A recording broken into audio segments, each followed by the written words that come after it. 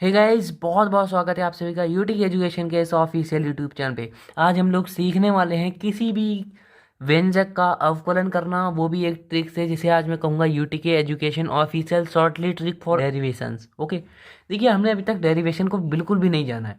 अच्छा, मैं आपको बताऊं कि डेरिवेशन के लिए आपको एक फॉर्मूले की जरूरत पड़ती है, जो आपको अपनी स्क्रीन पे दिख भी रहा है, जिसे कहते हैं एफ एक्स एक फलन होता है जिसके लिए आपको फॉर्मूले की जरूरत पड़ती है। लेकिन ये फॉर्मूला इतना बड़ा होता है कि क्वेश्चंस को हल करने के लिए बहुत बड़ा, मतलब ये बता देता है। देखिए, हल इससे भी हो जाएगा, लेकिन जो यूटी की ट्रिक है उससे भी ये क्वेश्चन हल होंगे, जो मैं आपको बताऊंगा। ठीक है, ये जो ट्रिक है ना गाइस, ये ट्रिक आपको हर एक क्वेश्चन को सॉल्व करने में मदद करेगी। अब ये ट्रिक क्या है, वो आज की इस लेटेस्ट वीडियो में मैं आपको बताने वाला हूँ। तो चलिए शुरुआत करते हैं आज की लेटेस्ट वीडियो की। कहीं आप चैनल पे नए हो तो हमारे चैनल को सब्सक्राइब कर लीजिए, वीडियो को भी लाइक कर दीजिए और चैनल की घंटी को ऑल पे सेट कर दीजिए, ताकि आने वाली कोई भी ऐसी ट्रिक या नोटिफिकेशन आपको सबसे पहले मिल जाए। तो देखिए गाइस, क्वेश्चन को हम लोग सॉल्व करेंगे। देखिए, मैं कोई भी एक उदाहरण ले लूँ। मान लीजिए मैं यहाँ ले लेता हूँ एक उदाहरण, एक्स स्क्वायर माइनस दो। एक सेकंड में थोड़ा स्क्रीन सही कर लूँ। सो गाइस, मान लीजिए मैंने ले लिया एक्स स्क्वायर माइनस दो। तो आपको इसे कैसे अवकलन ज्ञात करना है। देखिए, अवकलन ज्ञात करने के लिए ना, मान लीजिए मुझे ए का अवकलन ज्ञात करना है, तो मुझे अवकलन का जो चिन्ह होता है वो मैं बता रहा हूँ आपको।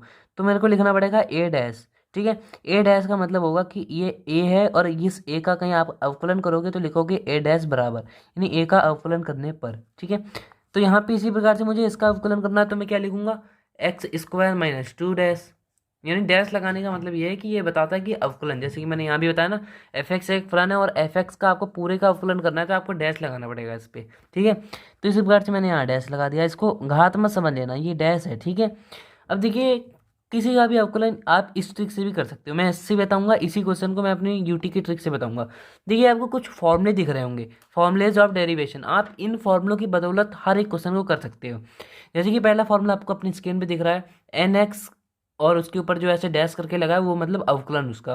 तो N S X N is equal to लिखा है, यानी कहने का मतलब ये है, मान लीजिए मैं यहाँ लिख दूँ पी स्क्वायर, मान लीजिए ऐसे मैं लिख देता हूँ, आपको दिख रहा होगा, इधर लिख देता हूँ, पी स्क्वायर लिख दूँ इधर में। ठीक है, और इस फॉर्मूले में जो आपको दिख रहा है ये एन एक्स वाला, इस पर लगाऊं, तो इसका कहने का मतलब क्या है, जो स्क्वायर है वो आगे आ जाएगा, यानी एन लिखा है ना आगे, तो यहाँ दो आ जाएगा। उसके बाद एक्स, यानी जो ये लिखा था पी आ जाएगा, है ना। फिर लिखा है एन माइनस वन, यानी जो घात थी ये दो, इसका माइनस एक, यानी इसकी घात वन, यानी टू पी। यानी पी स्क्वायर का जो अवकलन होगा वो आपका ये होगा। कहने से जो मतलब है इनका, इस फॉर्मूले का, यानी आप इन फॉर्मूले की बदौलत तो निकाल ही सकते हो। ठीक है, तो जब आप यूटी की ट्रिक अपनाओगे, या कोई भी ट्रिक जो मैं ये बता रहा हूँ ये अपनाओगे, तो आपको ये कुछ 10 फॉर्मूले 12 फॉर्मूले इनको याद करना पड़ेगा, और ये फॉर्मूले आपके कहीं भी किसी भी अवकलन को बिल्कुल सरल करके मतलब ज्ञात करने के लिए काम आएंगे। लेकिन ये फॉर्मूले वहाँ काम नहीं आएंगे जहाँ पे जैसे आपको कंडीशन दे दी जाएगी कि इसको फर्स्ट सिद्धांत से, यानी फर्स्ट प्रिंसिपल से ज्ञात करो, या फिर प्रथम सिद्धांत से ज्ञात करो, ऐसे जो दे देंगे ना, तो वहाँ काम नहीं आएगा ये। तो ये ध्यान दे लेना। तो हम लोग इस पे बात कर रहे थे। तो देखिए, यहाँ पे जैसे कि फॉर्मूले भी आपको ध्यान रखने होंगे। अब जैसे कि मैं इसको आगे बढ़ाऊंगा तो आपके फॉर्मूले यहाँ पे लगेंगे इसमें। ठीक है, लेकिन ये वाला फॉर्मूला नहीं लगेगा, इसमें थोड़ी उलझन होती है ना, इसीलिए ये फॉर्मूला तोड़ के यूटी की ट्रिक अलग से कुछ फॉर्मूले लाया है, और उनके आधार पे आपको इसे करना है। ठीक है, कहीं आपको ऐसे एक ट्रिक के थ्रू करना है। तो देखिए, जैसे कि मैं यहाँ करूँगा तो इसका अवकलन हो रहा है, इसका डैश का मतलब ये है, तो मैं इस दोनों को दे दूंगा अवकलन, यानी एक्स को भी दे दूंगा और दो को भी दे दूंगा। तो यहाँ पे देखना, जैसे एक्स स्क्वायर का मैं यहाँ पे अवकलन करूंगा तो मैं इसको भी डैश दे दूंगा, फिर माइनस का पार्ट है तो माइनस लिख दूंगा, फिर दो का भी अवकलन कर दूंगा। ठीक है, अब देखना क्या होगा यहाँ पे। अब जब मैं एक्स स्क्वायर का अवकलन करूंगा, जैसे जैसे मैंने पी स्क्वायर का अवकलन किया, थोड़ा नीचे कर लेता हूँ तो आपको और बढ़िया समझ में आएगा। देखिए, एक्स स्क्वायर का मैं मान लीजिए अवकलन करता हूँ, तो यहाँ पे क्या हो जाएगा, ये दो आगे आ जाएगा, क्योंकि फॉर्मूला फिर से देख लीजिए, आपको स्क्रीनशॉट दिख रहा होगा। और फिर x लिखा है, यानी ये x इधर आ जाएगा, और फिर n माइनस वन लिखा है, यानी दो माइनस वन का मतलब वन ही होता है, तो ये घात वन हो गई। यहाँ भी घात वन थी, तो घात वन लिखो चाहे ना लिखो, तो दो एक्स हो जाएगा ये। यानी एक्स स्क्वायर का अवकलन जो होगा वो दो एक्स होगा। तो यहाँ पे एक्स स्क्वायर का अवकलन है पूरा, तो यहाँ पे मैं दो एक्स लिख दे रहा हूँ, और फिर माइनस का पार्ट माइनस। अब आपको इसमें सेकंड फॉर्मूला दिख रहा था, जो मैंने 12 फॉर्मूले आपको पूरे के पूरे दिखाए थे। इसमें लिखा था नियतांक, एक तरह से आप कह सकते हो। ठीक है, उसका कहीं आप अवकलन करते हो।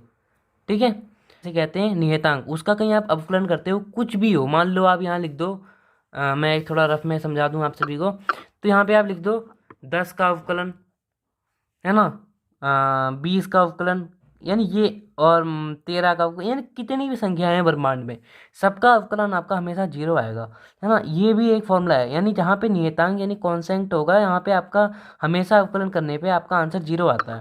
तो यहाँ भी एक तरह से देखो, ये 2 है जो, ये आपका नियतांक है, तो यहाँ पे इसका अवकलन करोगे तो जीरो। अब 2x में से जीरो गया तो 2x ही बचेगा, इसका मतलब इसका जो अर्थ होगा वो होगा 2x। ठीक है। अब देखिए इसी क्वेश्चन को, यानी इसका जो अवकलन होगा वो होगा 2x, ये ध्यान दे लेना। अब मैं इसी क्वेश्चन को इस वाले से करके दिखाता हूँ, ये जो ऊपर फॉर्मूला लिखा था ना ये वाला, इससे। अब देखना गाइज, आप ही बताना, अब मैं इसी क्वेश्चन को इस फॉर्मूले से करूँगा, आप ही बताना आपको किससे सरल लग रहा है, ठीक है, कमेंट में बताना। अब देखना मैं इससे करूँगा, तो कभी भी देखो इस पूरे फॉर्मूले पे मुझे ये लगाना है, यानी जो जिसका भी आपको करना होता है ना, ये अवकलन जैसे इसका करना है, तो कहीं आप प्रथम सिद्धांत यानी इस फॉर्मूले से करते हो, तो आपको जो भी दिया होता है इसको आपको पहले, तो सबसे पहले f(x) मान लेना होता है। ठीक है, जैसे कि यहाँ पे मैंने मान लिया ये है f(x), यानी जो आपको क्वेश्चन दिया था उसको आपको f(x) मान लेना होता है। ठीक है। अब जैसे कि आपको यहाँ दिख रहा है कि आपको इस फॉर्मूले पे क्या क्या लगाना पड़ेगा, तो सबसे पहले तो आपको लगाना है f(x) प्लस h, तो यानी आपको ये पूरा चाहिए ना, क्या होगा इसका मतलब, तो यहाँ पे आप लिख दोगे f(x) प्लस h आपको चाहिए यहाँ पे।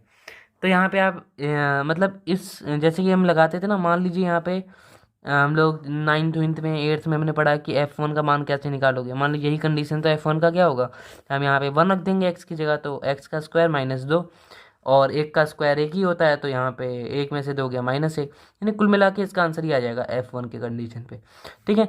अब x प्लस h की कंडीशन पे इसका क्या मान आएगा, यानी मैं x की जगह, जैसे कि यहाँ पे f1 था ना, तो हमने किसकी जगह रखा, जहाँ x था वहाँ पे 1 रखा ना, इसी प्रकार जो ये x प्लस h है वो हम कहाँ रखेंगे, जहाँ पे x होगा, तो यहाँ पे x प्लस h का होल स्क्वायर हो जाएगा ना, ये -2 ऐसे। अब देखो इसका होल स्क्वायर खुलेगा तो क्या होगा, एक्स स्क्वायर प्लस यानी h का स्क्वायर प्लस 2xh -2, तो ये पूरा आ जाएगा किसकी जगह, ये f(x) प्लस h। अब मैं इसमें पूरा पुट कर दूंगा, तो क्या है भाई, फॉर्मूले पे पुट करने पे देखो क्या होगा, यहाँ पे मैं लिखूंगा लिमिट h टेंस टू 0, और फिर यहाँ f क्या है, x प्लस h, तो f(x) प्लस h का मान तो ये आ गया ना मेरा, तो मैं यहाँ पे लगा दूंगा x square plus h square plus 2xh -2, और फिर माइनस लगाऊंगा। अब ये f(x) क्या था, मैंने मान लिया था ना f(x) ये होगा, तो ये लिख दूंगा इस जगह x स्क्वायर -2, क्योंकि देखो f(x) मांग रहा है ना मुझसे, तो f(x) तो ये था, मैंने मान लिया था ये था ना f(x) ये, तो मैंने यहाँ लगा दिया, ये अपॉन h था ही नीचे, यहाँ h है ना अपॉन, तो यहाँ भी h होगा। अब देखना किसी एंगल पे यहाँ पे मान लो मैं h का मान 0 रखता हूँ, तो ये तो अपरिमित आ जाएगा ना, क्योंकि नीचे 0 हो जाएगा, यहाँ पे h की जगह 0, तो अपरिमित आ जाएगा इसका आंसर, है ना। लेकिन जब अपरिमित आता है तो मैं 2 कंडीशन अपनाता हूँ, सिंप्लीफाई एंटिटीफाई, तो क्यों ना इसे h को ही हटा दिया जाए, यानी यहाँ पे कुछ ऐसा करें कि यहाँ से h कॉमन ले लें, h से h काट दें, तो 0 नीचे आएगा ही नहीं। तो चलो देखते हैं ऐसी कुछ होगा इसमें। तो यहाँ पे देखना गाइस आपको क्या दिख रहा है, तो गाइस यहाँ देखना, मैं यहाँ पे देखो एक्स स्क्वायर ये प्लस का है ना, तो इसको, और ये माइनस का एक्स स्क्वायर, इसको काट सकता हूँ, कोई दिक्कत वाली बात तो नहीं है ना इसमें। अब देखो ये -2, ये भी -2, तो ये हो जाएगा H square plus 2x h -4, क्योंकि -2 और -2 -4 अपॉन h हो जाएगा यहाँ पे। ठीक है गाइस, अब देखना थोड़ा सा, यहाँ पे लिमिट तो आपकी लगेगी, लिमिट h टेंस टू 0। ठीक है। अब यहाँ मैं h कॉमन ले लूँगा पूरे इससे, तो h कॉमन लूँगा तो यहाँ पे देखो h ही बचेगा, क्योंकि स्क्वायर था तो एक h बाहर चला गया, यहाँ पे क्या बचेगा 2x, और h तो था तो बाहर चला गया, यहाँ पे h था ही नहीं, तो 4/h हो जाएगा ना, है ना, ये हो जाएगा ना यहाँ पे, क्योंकि यहाँ पे मान लो h होता है किसी कंडीशन में जो बाहर चला गया, तो h से h कट जाता, तो 4 ही तो होता है यहाँ पे, है ना, अपॉन h हो गया ये, तो ये h से ये h कट गया। अब कुछ फ़ायदा हो गया हमें, अब देखो क्या फ़ायदा हुआ, लिमिट h टेंस टू 0 तो चल ही रहा था। अब देखना, अभी क्वेश्चन और सरल हो गया आपके लिए, क्या हो गया, h प्लस 2x -4/h। ठीक है। अभी मैं यहाँ पे लिमिट दी थी ना मुझे, क्या दी थी, h टेंस टू 0, तो यहाँ पे h का मान पूरे से मैं 0 लगा दूंगा, तो 0 प्लस 2x, ठीक है, -4/0, तो एक तरह से इसका पूरा मान तो ये 0 ही हो गया ना, ऐसे थोड़ा नीचे कर लूँ, ये तो पूरा मान 0 हो गया ना, 0 से 4 0 बाद में जाएगा, तो यहाँ तो 0 हो गया, -2x प्लस 0। अब भाई जब 2x में प्लस 0 करोगे तो 2x ही आएगा, अब जो 2x से 0 जाएगा तो कुछ नहीं, 2x ही बचेगा, तो इसका 2x आंसर आ गया। अब गाइस मैं वाला पेज ले आऊँ, तो यहाँ पे भी तो आपका आंसर यही आ रहा था 2x, लेकिन ये कितनी शॉर्ट ट्रिक थी ना। अब आपने इस फॉर्मूले से किया तो आपको ये पूरा क्वेश्चन देखो कितना सॉल्व करना पड़ा, थोड़ा छोटा कर दूँ मैं, जूम ज़्यादा ना करूँ, तो आपको भी पता चल जाएगा गाइस। देखो इसे आपको कितना सॉल्व करना पड़ा, पूरा लिमिट टूमिट लगानी पड़ी इतनी बड़ी कंडीशन को। वही चीज़ आपने यूटी के विधि से की है, 12 फॉर्मूला याद कर लिया और आपको ज़िंदगी में आपकी जितने भी मैथमेटिक्स में अवकलन है सब आपको पता चल जाएंगे वो 12 फॉर्मूले से, तो कितना बढ़िया रहेगा। तो ये फॉर्मूले से आपका ये वाला हो गया। देखो ट्रिक से देखो कितना छोटा सा हुआ, इतने में हुआ, ये तो फॉर्मूला लिखा है इसको छोड़ दो ना, इतने में हो गया गाइस खाली, है ना, इतने में। वो भी तो ये तो मैंने खाली समझाया, तो इतने में हो गया खाली, ये जो यहाँ से लेके इतने में, खाली इतने में हो गया। और यहाँ पे आप देखोगे गाइस तो ये तो बढ़ता ही गया, ये तो कैमरे में आ ही नहीं रहा है, इतना बड़ा हो गया। तो ये देखो ये तो पूरा हाथ खुल जाएगा तब भी नहीं होगा, यहाँ से शुरू हुआ ये ब्लैक से और ये नीचे तक गया। यानी कहने का मतलब ये है कि जो फॉर्मूला आपकी बुक में दिया हर कंडीशन पे हर सर हर टीचर उसी से कराते हैं, तो वो थोड़ा बड़ा हो जाता है। तो जो मैंने जो चीज़ बताई थी आपको यहाँ पे जो मैंने लिखा था, माफ़ करना गाइज, ये अरे बहुत सारे नोट्स बनाते हैं ना तो वो हो जाता है। देखो ये जो लिखा था ना, किसी का भी अवकलन ज्ञात करें ट्रिक, जो ट्रिक थी ये यही थी मेरी, ये 12 फॉर्मूले आप याद कर लो और इन पे आधारित आप हर एक क्वेश्चन को कर लोगे। ठीक है, नेक्स्ट वीडियो में हम लोग समझेंगे प्रथम सिद्धांत से कॉस एक्स का अवकलन ज्ञात करना। ठीक है गाइस, नेक्स्ट वीडियो में, लेकिन इसको मैं बताऊंगा प्रथम सिद्धांत से, यानी इसमें मेरी ट्रिक नहीं लगेगी।